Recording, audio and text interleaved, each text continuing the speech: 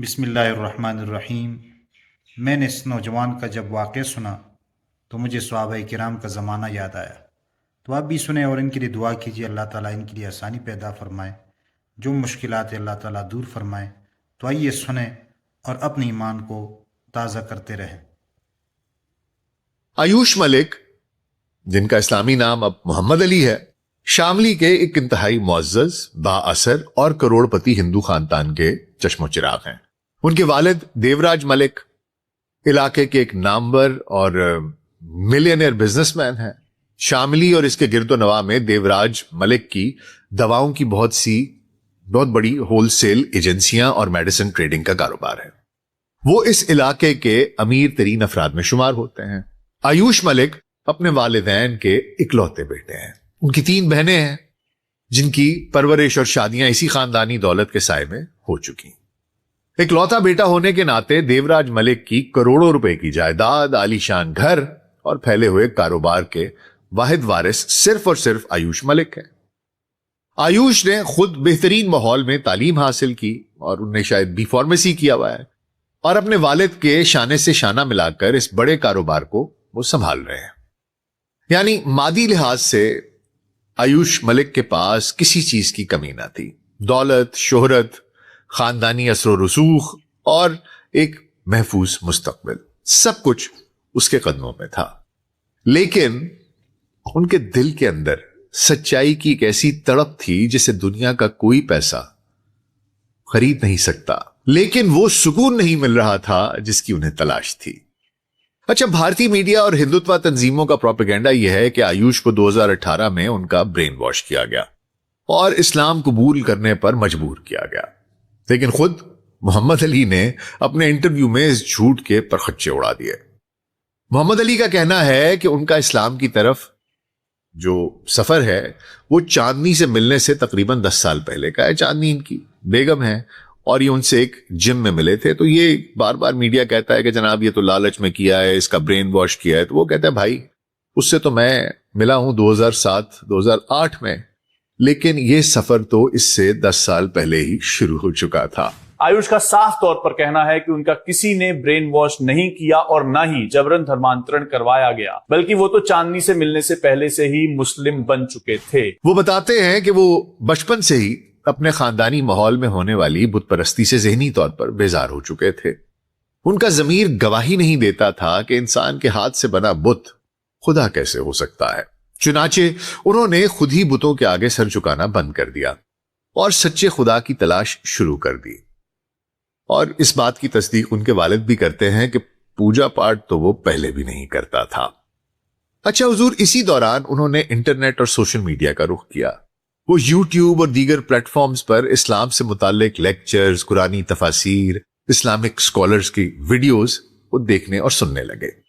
اسی تلاش کے دوران ان کے سامنے پاکستان کے مایہ ناز اور منفرد انداز رکھنے والے اسلامک سکولر ڈاکٹر اسرار احمد مرحوم کے بیانات سامنے آ گئے ان کے، اور انہوں نے ان کے لیکچرز اور ان کے بیانات سننے شروع کر دیے۔ ڈاکٹر اسرار احمد کی ان کے علمی دلائل، دنیا کی حقیقت پر ان کے خطبات اور قرآن مجید کی انقلابی تفسیر نے نوجوان آیوش کے دل پر ایسا لازوال اثر چھوڑا کہ وہ آہستہ آہستہ اسلام کی حقانیت کے قائل ہوتے چلے گئے۔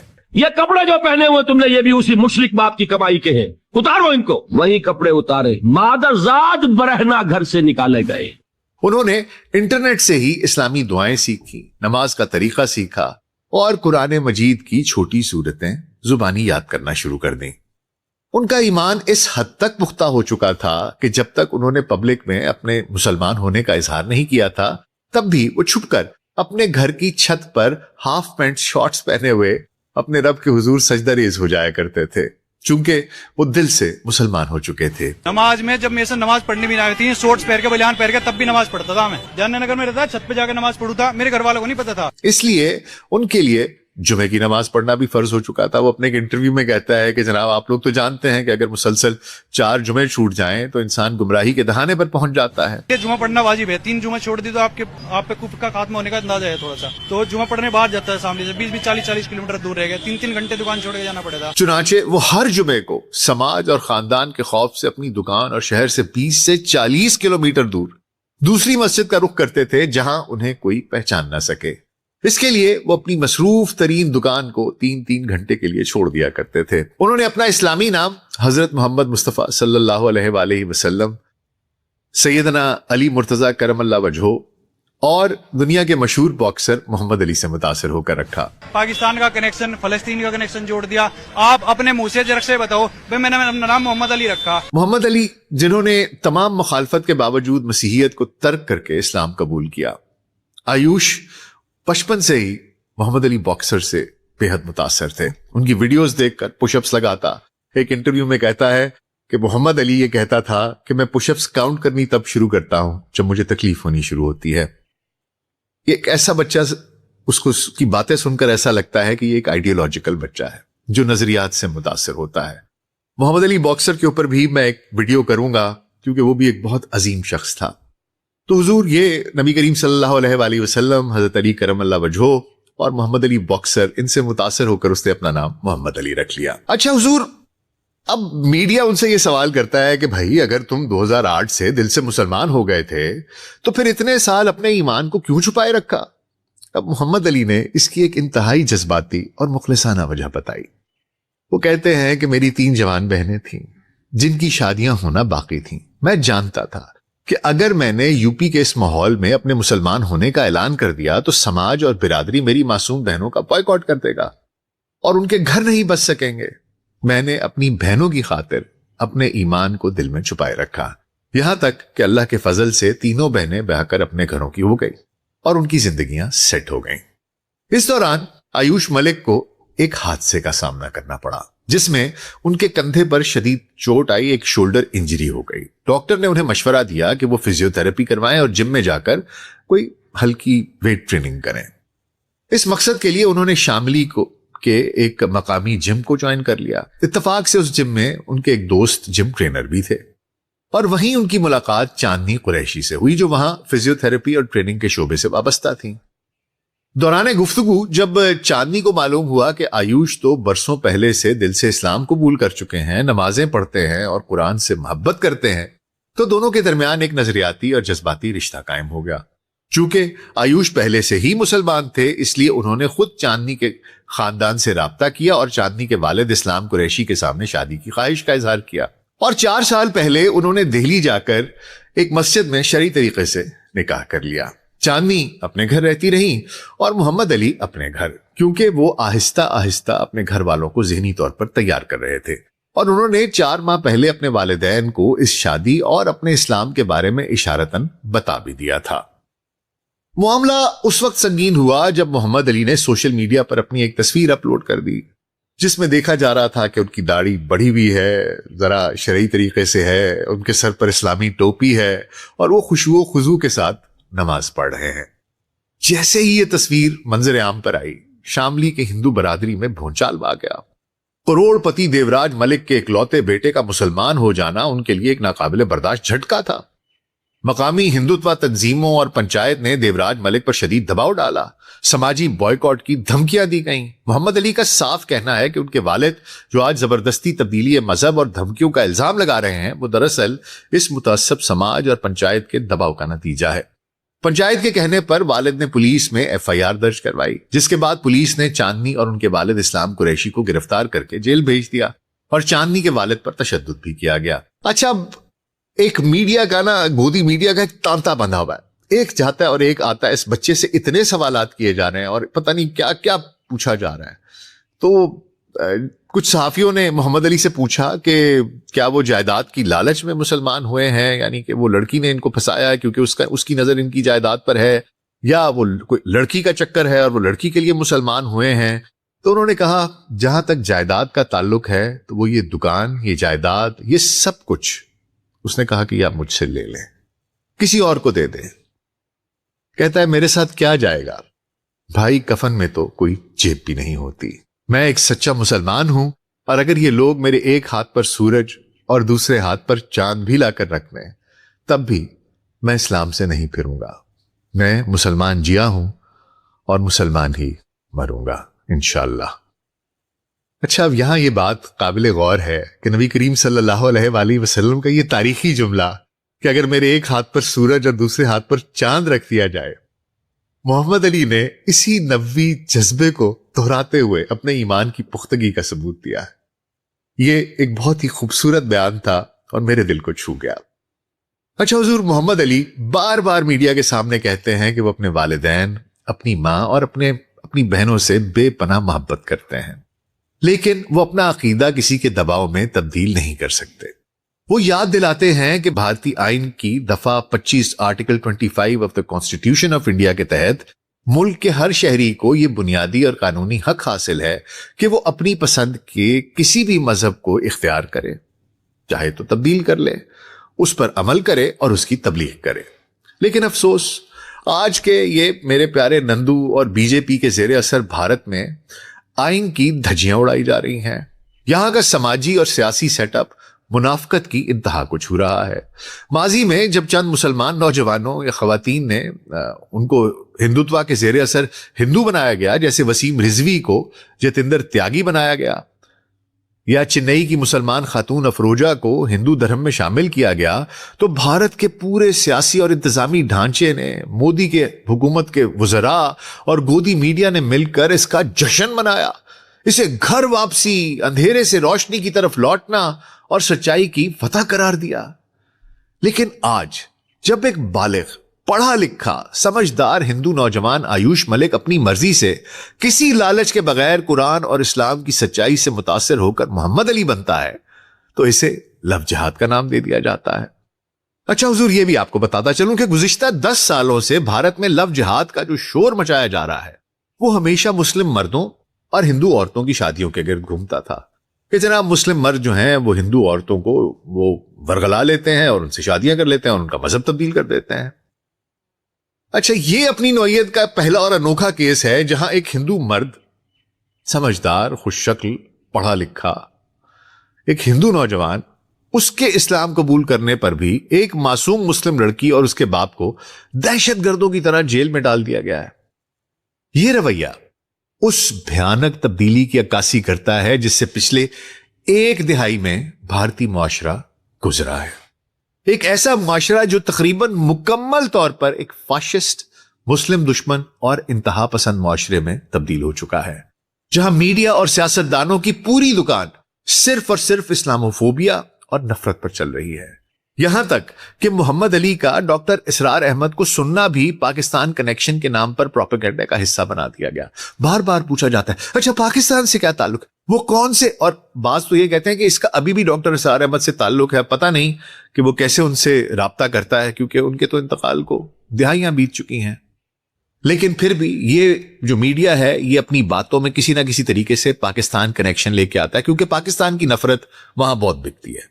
سب سے زیادہ جو کموڈٹی ہندوستان میں بکتی ہے وہ پاکستان سے نفرت اور اسلام سے نفرت ہے، اور اسی لیے یہ میڈیا نے اس کو اپنے پروپیگنڈا کا حصہ بنا دیا ہے، کیونکہ یہ بیمار معاشرہ پاکستان اور اسلام کی نفرت میں اندھا ہو چکا. اچھا حضور، اب ایک بڑا جذباتی پہلو ہے جو میں چاہتا تھا کہ آپ کے ساتھ شیئر کروں.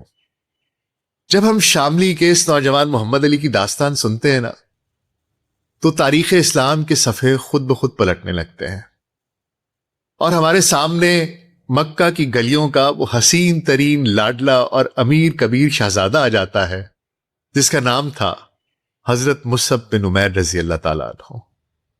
محمد علی اور حضرت مصعب بن عمیر رضی اللہ تعالیٰ عنہ کی داستانوں میں جو مماثلت ہے وہ رونگٹے کھڑے کر دینے والی ہے.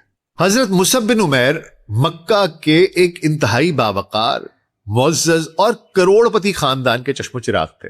ان کے والد کی وفات کے بعد ان کی والدہ نے انہیں بے پناہ ناز سے، لاڈ پیار سے پالا تھا.